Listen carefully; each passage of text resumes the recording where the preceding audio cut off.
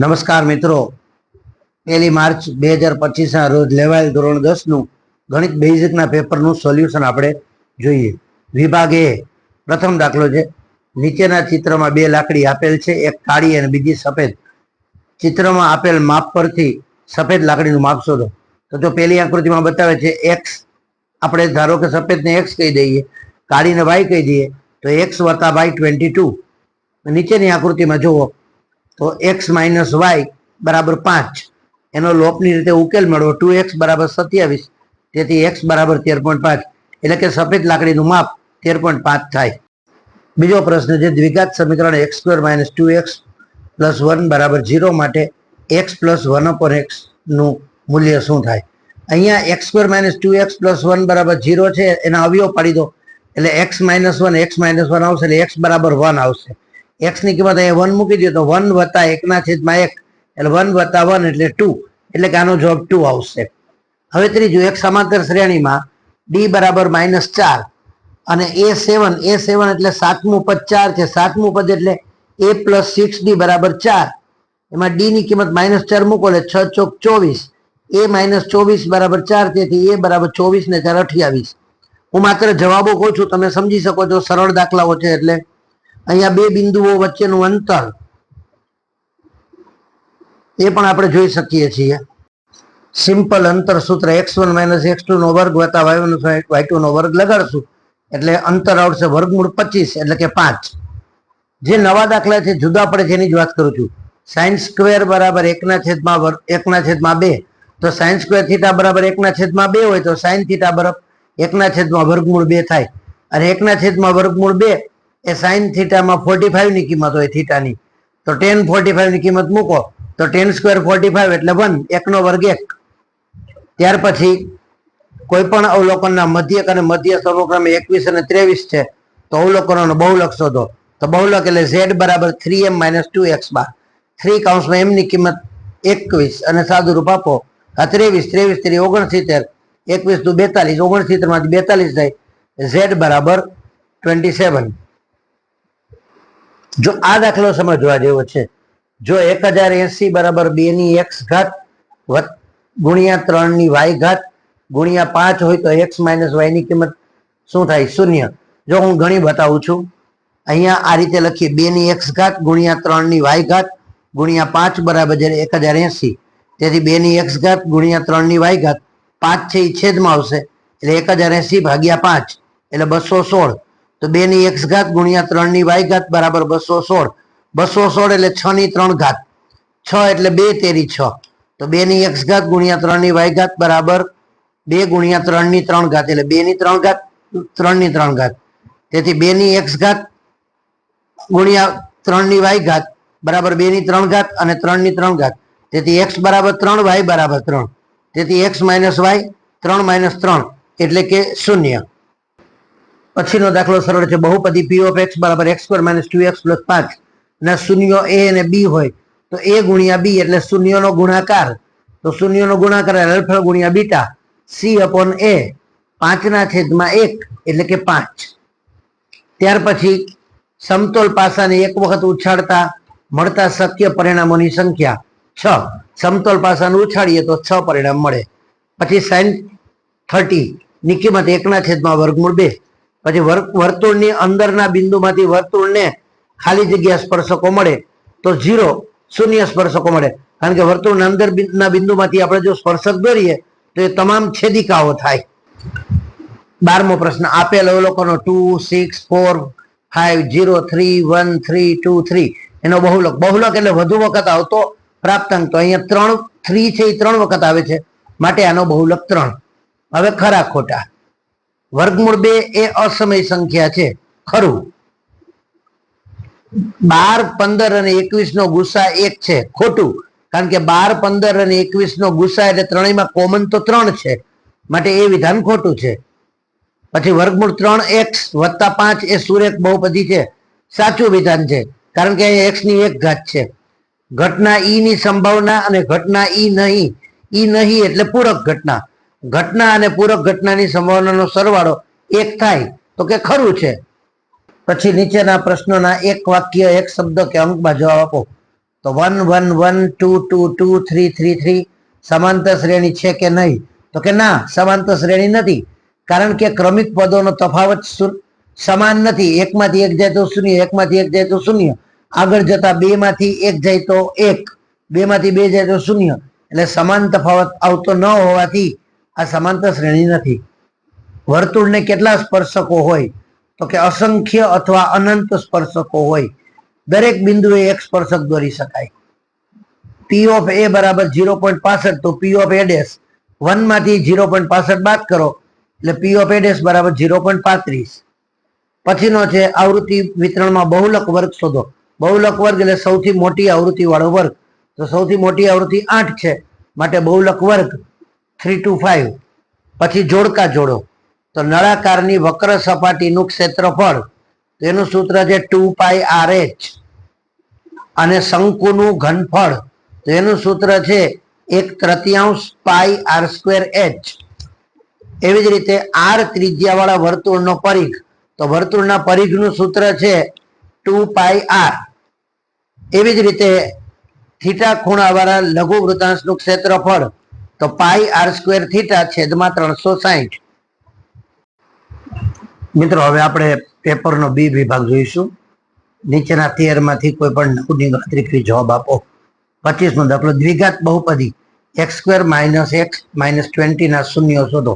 બહુ આસાન છે, આના અવયવ પાડવાનો. 20 ના એવા ભાગ પાડો જેની બાદ બાકી 1 આવે. 5 × 20, x - 5 x + 4 બરાબર 0. તેથી x બરાબર 5 અને x બરાબર -4. સામાન્ય દાખલો છે એટલે ગણતરી કરતો નથી. દ્વિઘાત બહુપદીના શૂન્યોનો સરવાળો અને શૂન્યોનો ગુણાકાર અનુક્રમે -3 અને +2 હોય તો તેવી દ્વિઘાત બહુપદી શોધો. તો એ પણ બહુ આસાન છે. એનો જવાબ આવશે x² + 3x + 2. દ્વિઘાત બહુપદી. હવે જો આ દાખલો છે તો આપણે પ્રશ્ન થાય કે આ દાખલામાં આપણે થોડી ગણતરી કરવી પડશે. દ્વિઘાત બહુપદી 6x² + 37x માઇનસ બ્રેકેટમાં p - 2 નું એક શૂન્ય બીજા શૂન્યનો વ્યસ્ત હોય તો p ની કિંમત શોધો. તો p ની કિંમત થશે -4. હવે શૂન્ય એકબીજાના વ્યસ્ત હોય તો શું હોય? તો કે a બરાબર c હોય. તો જો આપણે એ દાખલાની ગણતરી વિચારીએ કે 6x² + 37x minus p બ્રેકેટમાં p - 2. જો આના શૂન્યો એકબીજાના વ્યસ્ત હોય તો a બરાબર c થાય. a ની કિંમત 6 છે અને c ની કિંમત છે માઇનસ કૌંસમાં p - 2, એટલે કે 6 કૌંસ છોડીએ તો -p માઇનસ +2, એટલે કે 6 આ +2 આ તરફ આવે તો માઇનસ થાય. તો 6 - 2 બરાબર -p. 6 - 2 એટલે 4. 4 બરાબર -p. તેથી p બરાબર -4. એટલે કે એ દાખલામાં p બરાબર -4 થશે, જે આપણી પાસે અહીંયા તૈયાર છે. હવે ત્યાર પછીનો તો સરળ છે કે એક સમાંતર શ્રેણી 2 7 12 એનું 20મું પદ શોધો. તો પેલું પદ 2, તફાવત છે 7 માંથી 2 જાય તો 5. 20મું પદ એટલે a + 19d. તો a + 19d, d એટલે અહીંયા આપણે 5 છે તો 19 × 5 = 95 + 2 એટલે કે 97. તો એ સરળ દાખલો છે. 51 થી 100 સુધીના તમામ સંખ્યાઓનો સરવાળો શોધો. તો જો આનું પ્રથમ પદ 51, પછી 51 52 53 ક્રમિક છે એટલે d બરાબર 1, અને 51 થી 100 એટલે 50 પદ. તો આ 50 પદનો સરવાળોનું સૂત્ર મૂકશો SN, તો 3775 આવશે. અને છતાંય આ દાખલો આપણે ગણતરી જોવી હોય તો ઝડપથી તમને ટૂંકમાં બતાવી દઉં કે અહીંયા સમાંતર શ્રેણી છે જેનું પ્રથમ પદ 51 છે, તફાવત 1 છે અને 50 પદનો સરવાળો કરવો છે. તો SN બરાબર n/2 2a + n - 1 × d, જ્યાં n ની કિંમત 50, તો 50/2. 2a એટલે 51 દુ 102 વત્તા n - 1 50 - 1 49 ગુણ્યા d એટલે 1, તો 49 ગુણ્યા 1 એટલે 49 વત્તા 102 વત્તા 49 એટલે 151 ગુણ્યા 25 એટલે કે એનો ગુણાકાર 3775. પછી 30મો દાખલો છે, એ પણ ખૂબ જ સરળ છે, છતાં આપણે એની ગણતરી જોઈ લેશું. આ બધા 2 ગુણના દાખલાઓ છે, રોકડા માર્ક છે. બિંદુઓ 4 - 3 અને 8 5 ને જોડતા રેખાખંડનું 3/1 ગુણોત્તરમાં વિભાજન કરતા બિંદુના યામ શોધો. જવાબ આવશે p 7 3. ગણતરી જોવી હોય તો જોઈ લઈએ આપણે કે બિંદુ એ 4-3 અને બી 8-5 આનું 3/1 વિભાજન કરતા બિંદુના યામ તેનું સૂત્ર છે પી એમ x2 એટલે 3 × 8 વત્તા n x1 1 × 4 છેદમાં m પ્લસ n 3+1. એવી જ રીતે n y2 એટલે 3 × 5 n y1 એટલે 1 × -3 નીચે 3+1 4 તો 3 × 8 24 વત્તા 4 × 4 નીચે 3 ને 1 4 3 × 15 ઓછા 3 × -3 નીચે 4 24 ને 28 છેદમાં 4 એટલે 7 અને 15 માંથી 3 જાય તો 12 12 ના છેદમાં 4 એટલે 3. તો આ રીતે આપણે બબે ગુણના દાખલાઓ ક્રમશઃ જો 31મો દાખલો છે પી કેન્દ્રિત વર્તુળમાં XY વર્તુળનો વ્યાસ છે x અને y ના યામ અનુક્રમે 3 - 10 અને 1 4 છે તો પી ના યામ શોધો. તો જો આપણે એ દાખલો વિચારીએ તો આ રીતે પી કેન્દ્રિત વર્તુળ એટલે પી છે એ કેન્દ્રમાં છે, x અને y વ્યાસ છે, x ના યામ 3 - 10 y ના યામ 1 4. હવે આકૃતિ પરથી ખ્યાલ આવે છે કે પી છે એ XY નું મધ્ય બિંદુ છે તો મધ્ય બિંદુના યામ શોધવાનું સૂત્ર તો પી ના યામ એટલે x1 + x2 એટલે કે 3 + 1 છેદમાં 2 -10 + 4 છેદમાં 2 તો 3 ને 1 4 ના છેદમાં 2 એટલે 2 અને -10 + 4 એટલે -6 ના છેદમાં 2 એટલે -3 તો પી ના યામ 2 અને -3 થશે. હવે એ જ પ્રમાણે 32મો દાખલો છે સાબિત કરો કે, તો આ ખાસ દાખલો રસપ્રદ છે. cos² θ - sin² θ બરાબર 2 cos² θ - 1.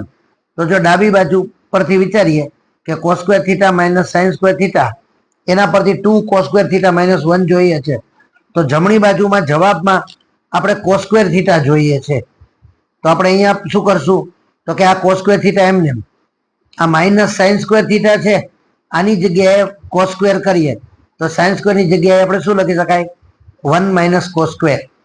તેથી cos² θ -1 - પ્લસ cos² θ તો cos² θ વત્તા cos² θ એટલે 2 cos² θ - 1 જે જમણી બાજુ છે આપણે આસાનીથી સાબિત કરી શકાય. હવે એના પછીનો દાખલો છે કિંમત શોધો. 4 cot² 45 -sec² 60 વત્તા sin² 60 પ્લસ cos² 90. તો 4 cot 45 ની કિંમત 1 છે તો 1 નો વર્ગ -2 sec 60 ની કિંમત 2 છે એટલે 2 નો વર્ગ વત્તા sin 60 એટલે વર્ગમૂળ 3/2 એનો વર્ગ અને વત્તા cos 90 ની કિંમત 0 છે તો 0 નો વર્ગ 0.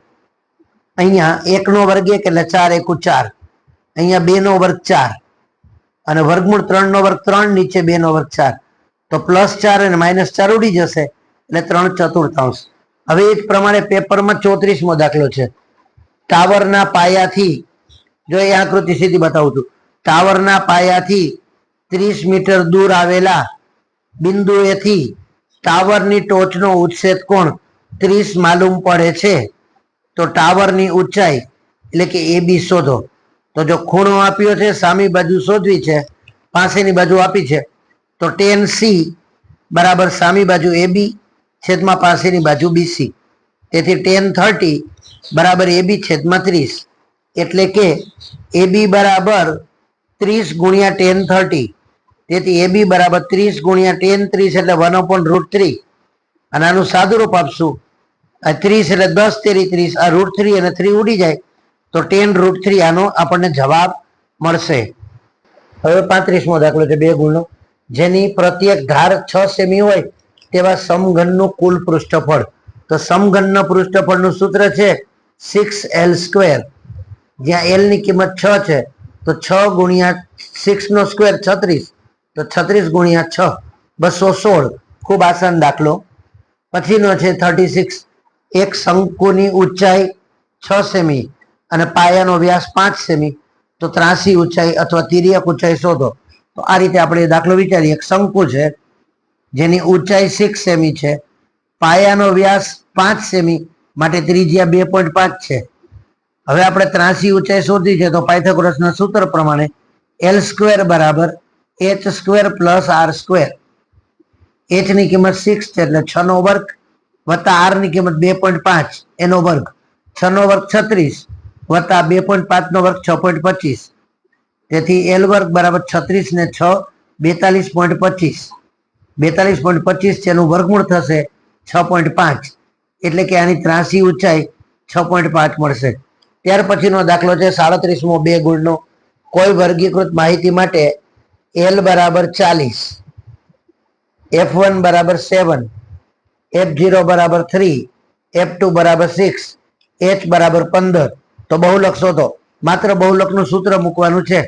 Z બરાબર L plus F1 minus F0 છેદમાં 2F1 minus F0 minus F2 ગુણ્યા H. L 40 છે, F1 7, F0 3, 7 માઇનસ 3 નીચે 2F1 એટલે 7 દુ 14 માઇનસ F0 3, F2 6 ગુણ્યા H એટલે 15. તેથી 40 વત્તા 7 માંથી 3 જાય તો 4 છેદમાં 14 માઇનસ 3 માઇનસ 6, 6 ને 3 9, 14 માંથી 9 જાય તો 5 એટલે 5 તેરી 15 અને 4 તેરી 12. તેથી 40 વત્તા 12 52 એટલે આનો જવાબ 52 મળશે. તો આ રીતે આપણે વિભાગ બી થઈ ગયો. હવે આપણે વિભાગ સી અને ડી જોઈશું.